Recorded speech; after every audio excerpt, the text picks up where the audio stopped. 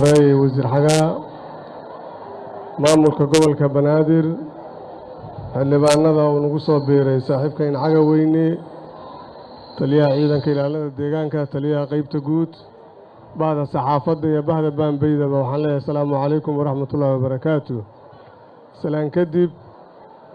kelmadii aan isugu nimiday halkan ay shacabka magaalada Muqdisho joogo ay muujinayeen waxaa kelmaadkoodii ku cabiray mas'uuliyiintii hortay hadashay waa runtii taageerida aan taageerayno go'aankii ka soo baxay aqalka baarlamaanka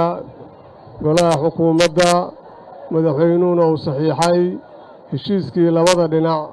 ee walaalahayna Turkiga iyo dawladda Soomaaliya dhex maray ayuu shacabka maanta magaalada Muqdisho taageerayaa shacabka magaalada Muqdisho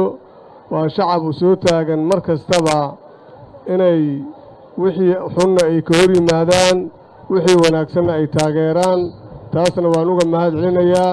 inay qoraxdaani saaka ay soo fadhiisteen ay alasaydii guryahoodii ka soo kal laheen ay halkan isugu yimaadeen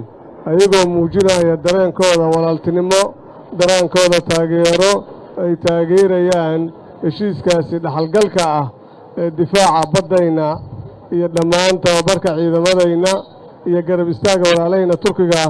ay markastana la garab taagan yihiin taageerada ay muujinayaan shacabka magaalada Muqdisho oo ku mahadsan yihiin waxaan leenahay walaalahayna Soomaaliyeed meel kasta ay joogaan ha taageeraano go'aanada dawladooda ama mumatiliintoodii baarlamaanka ku matalayay go'aanada ay qaateen inay taageeraan al rabaa tuulo iyo degmo iyo gobol intii joogtada in la wada taageeraan al rabaa intaas kadib waxaan u sheegaynaa dawladda jaarka aan nahay ee Itoobiya intaasoo qarni ayaan dirisnahay kalamana guuri karno waa isku qasbannahay qarnigii 21aad inaad tiraahdiin waxaan ku xadgudbaynaa taaka ka mid ah dhulka Soomaaliya ama biyaha Soomaaliya ku xadgudbaynaa annagoo qaab sharci darraa u soo marayno taas waxaan leenahay leedinka ma akhrisan doono dadka Soomaaliyeedna ma aqbali doonaan aqliga caafimaadka qaba adduunyaduna waa diiday marka quruunad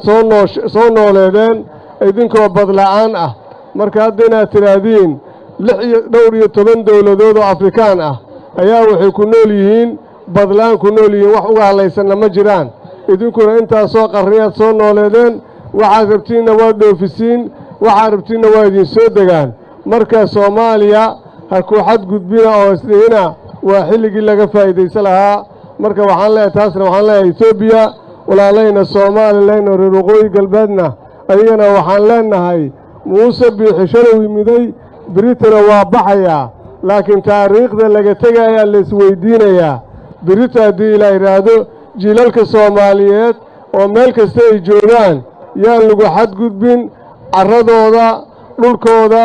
biyahooda yaan lagu xadgudbin aan leenahay oo taariikhu yaysan idin qormin kuwa maanta meesha joogo biri joogi maayaan taasna waxaan leenahay taasaan ku leeyahay idinkuna waa maasantiin abaabulka iyo